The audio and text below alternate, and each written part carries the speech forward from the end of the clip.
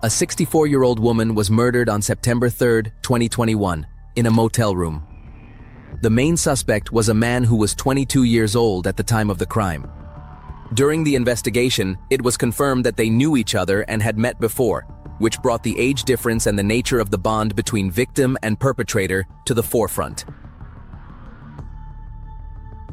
From that point on, the case was approached not just as a violent act, but as an episode in which their relationship proved key to reconstructing what happened. If you want to know all the details, I recommend you get comfortable and watch this story to the end. The case of Juana Rojas. Every day we live alongside evil. We witness the darkest side of human behavior. The suffering inflicted by one individual on others is a constant presence in our society. On Criminal Investigators, we will delve into that dark side of humanity. We will bring the most perverse crimes to the screen and try to get inside the minds of those who commit the most terrible acts. I'm Mario, and today I bring you another case. But before we begin, I want you to tell me where you're watching us from. We really like to know how far these stories reach. Also, don't forget to leave a like and share this video if you think someone else might be interested. And now, let's begin. The morning of September 4th, 2021, began like any other at the Pimienta Motel, located in a Paraguayan neighborhood. However, inside one of its rooms lay a scene that would completely shatter the place's routine. The night before, around 8 o'clock, a young man had arrived accompanied by an older woman in a black SUV. Both entered room number 3 without raising suspicion. About an hour later, the man called the front desk to ask about the price for staying overnight, and shortly after he went to pay part of the amount, claiming he would return in the morning. He said his companion had fallen asleep, and that she would complete the payment the next day. After that interaction, the young man left, leaving the woman alone in the room. Nothing in his attitude alerted the motel staff. But the next morning went by strangely. Hours passed, and no one came out of the room. An employee, uneasy about the situation, decided to go knock on the door, but got no response. Faced with the persistent silence, he chose to enter. What he found upon opening it was a heartbreaking scene. The woman who had arrived the night before lay on the floor, surrounded by blood, with no signs of life. The place showed clear signs of violence. Without wasting time, the employee immediately notified the authorities. The report began circulating over police radios, activating a protocol that, in a matter of minutes, would connect this scene with a disappearance reported hours earlier in the same city.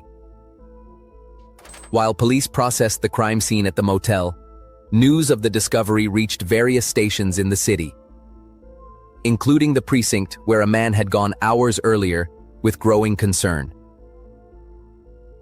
Upon learning that a woman's body had been found under violent circumstances, the man feared the worst. He decided to accompany the officers to the scene to confirm if it was his wife. Upon arrival, his suspicions turned into a devastating reality. There, lying on the floor and partially covered, was the lifeless body of 64-year-old Juana Elba Rojas de Cáceres, a well-known Paraguayan psychologist. The forensic report revealed the brutality of the attack. Juana had a total of 28 wounds caused by a sharp object, possibly a kitchen knife. Among these injuries, several were on her hands, indicating she had tried to defend herself. Others were distributed on her face, neck, chest, and back, in addition to visible blows to her mouth. The condition of the body allowed investigators to estimate that death had occurred between 8 and 12 hours before the discovery, pointing to the attack happening shortly after the victim entered the room. What had been a worrying disappearance up to that point was now confirmed as a violent crime. But many questions remained unanswered. Who was the man with her, and what exactly had happened inside that room? Hours before the discovery, Juana's life was seemingly normal. On September 3, 2021, she left her house to see a supposed patient, a common practice in her work routine. That morning, she had even shared a positive message on her social media, accompanied by a photo of herself, as she often did. Nothing foreshadowed what would happen hours later. That same day, her husband, Orlando Cáceres, had left early to attend to family matters in another part of the city. When he returned in the evening, he immediately noticed his wife's absence. When he asked about her, his daughter told him that Juana had sent a message saying she would see one last patient before returning. However, something didn't fit. The psychologist was usually home by 9:30 at the latest. Furthermore, she wasn't answering calls or messages, which was completely unusual. Despite his anxiety, Orlando decided to wait, thinking it might just be a justified delay. But upon waking up in the early hours of September 4th and seeing that Juana had still not returned, his worry turned to alarm, so he tried to contact her again without success. Some accounts indicate they even contacted the supposed patient Juana was going to see, who claimed the psychologist never made it to the appointment. That was when Orlando decided to go to the police station to report her missing, never imagining that, at that very moment, his wife's fate had already been sealed. According to reports, the first report was made around 4 in the morning on September 4th. However, the uncertainty was such that the man returned about 2 hours later to reiterate the situation and provide more details. Orlando explained that Juana had left the night before in her vehicle, which was registered in their son's name. He also indicated that the last contact they had with her was a text message around 8 o'clock at night. The information mobilized the authorities, who took the first steps to try to locate the woman.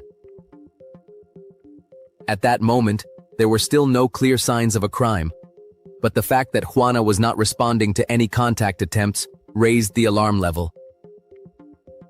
While Orlando remained at the station waiting for news, without his knowledge, the case had already taken an irreversible turn. A few miles away, the discovery at the motel was starting to connect the pieces of a story that was just beginning to unfold. But to understand the scale of what happened, we must look at the victim. Juana was born in Paraguay between 1956 and 1957, and led a life that, on the surface, was far from any risky situation. She was a well-known psychologist in the Mariscal Estigarribia neighborhood, located in the city of Pedro Juan Caballero, where she lived with her husband Orlando Cáceres and their 2 children, and she kept a close relationship with her sister. Those who knew her described her as an energetic, positive, and warm woman, with an attitude that conveyed optimism even in difficult times.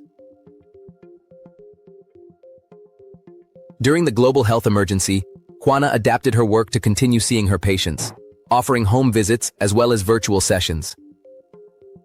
This setup meant constantly leaving her house, making it common for her to travel around the city to meet her work commitments. That routine was precisely why her departure on the night of September 3rd didn't raise any suspicions. To those around her, it was just another workday. However, behind that apparent normalcy, there was an aspect of her life unknown to her family that, as the hours passed, would begin to emerge as a key piece to understanding what happened. The same day the body was found, authorities carried out a procedure that would prove decisive for the case, although it wasn't initially linked to the crime. In the city of Ñemby, police arrested a young man identified as 22-year-old Lucas Matias Prieto Cardoso. The arrest was not initially for the crime against Juana, but because the young man had a criminal record and an active warrant for grand theft. However, during the procedure, officers noticed a detail that would change the course of the investigation. Lucas was in possession of an SUV that matched the description of the vehicle reported by Juana's family. When questioned, the young man tried to justify where the vehicle came from, claiming it belonged to his father's auto repair shop and that he was using it to run errands. However, His story quickly began to fall apart due to inconsistencies.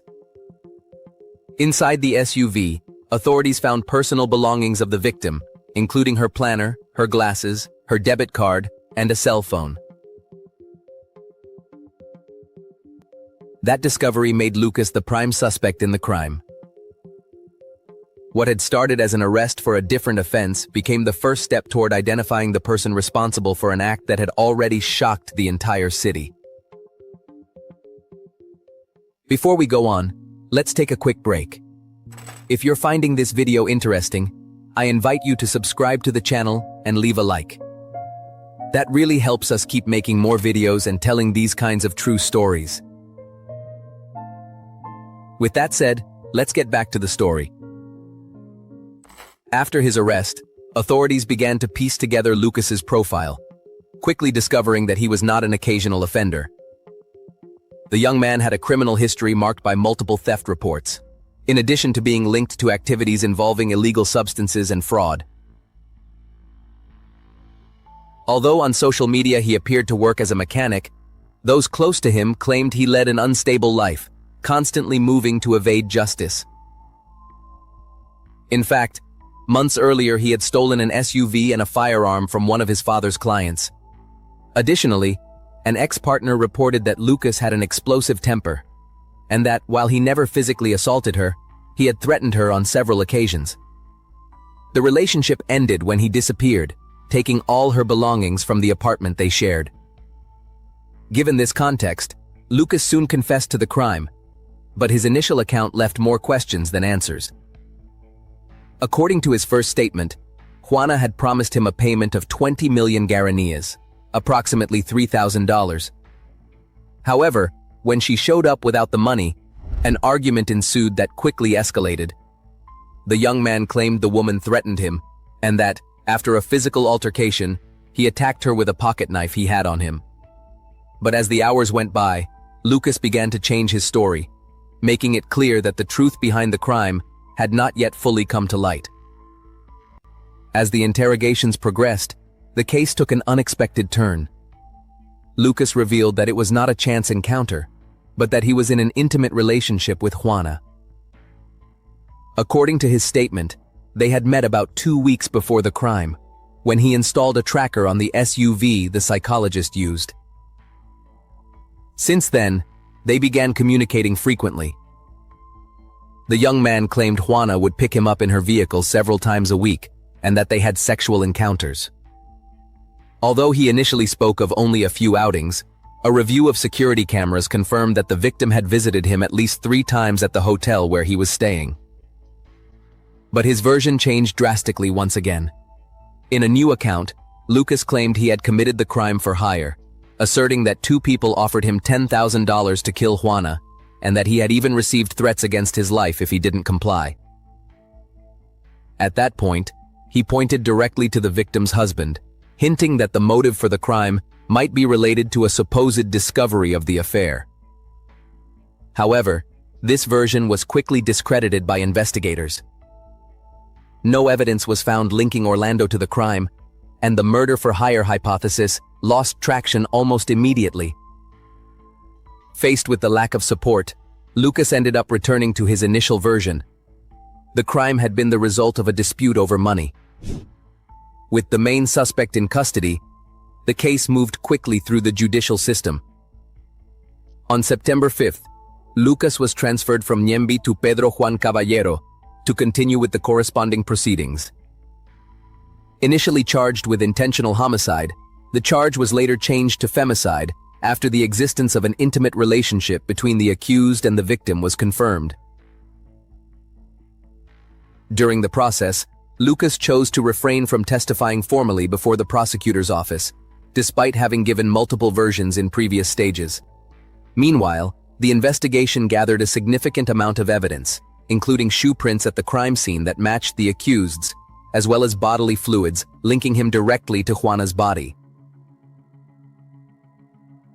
In addition, security camera records reinforced the existence of the relationship between the two, showing previous encounters that confirmed the link beyond any doubt. With all this evidence, the prosecutor built a solid case, requesting a 30-year prison sentence for Lucas. The final resolution was drawing closer, and with it, the closure of a story marked by violence, contradictions, and a truth that took time to solidify. More than 2 years after the crime, the case finally reached its judicial conclusion. On September 27, 2023, the reading of the referral to oral trial took place, paving the way for the final stage of the process. The trial lasted 6 days, amid delays caused by health issues of one of the judges. Finally, on November 2, 2023, Lucas Matias Prieto Cardoso was found guilty of the femicide of Juana Elba Rojas de Cáceres and sentenced to 28 years in prison. Added to the 2 years he had already spent in detention, the sentence met the expectations set by the prosecutor's office. The convicted man would serve his sentence at the regional penitentiary of Pedro Juan Caballero, thus closing the judicial process against him. Throughout the trial, Juana's family was present at all times, accompanying every stage of the process. In contrast, the defendant's family members did not show up for the hearings. Following the sentencing, the victim's sister expressed that she wished no ill will toward the convicted man, but she did expect an apology that never came. She also noted the coldness with which Lucas behaved throughout the process, showing no remorse whatsoever. Although no sentence can make up for the loss, the ruling represented an act of justice for the family after a long wait. Thus, officially closed a case that began with a disturbing disappearance and ended up revealing a story marked by violence, deceit, and a relationship that remained hidden until after the tragedy. This case doesn't just leave a victim and a convicted culprit. It also leaves an uncomfortable question. How many times is the truth right in front of everyone, but no one sees it? A hidden relationship, personal decisions that ended in the worst-case scenario, and a community that never imagined what was really going on. But beyond that, what is truly alarming is the ease with which a person with a record, prior violence, and a history of crime was able to move freely until committing a crime of this magnitude. It wasn't an isolated incident, it was a chain of ignored warning signs. Justice arrived, yes, but it arrived after 28 wounds. And in many cases, when justice arrives late, it's no longer enough. It's just the only thing left. And well, dear audience, that's it for another investigation. What do you think of today's case? We would love to read your comments, as your opinion on the cases is very important to us.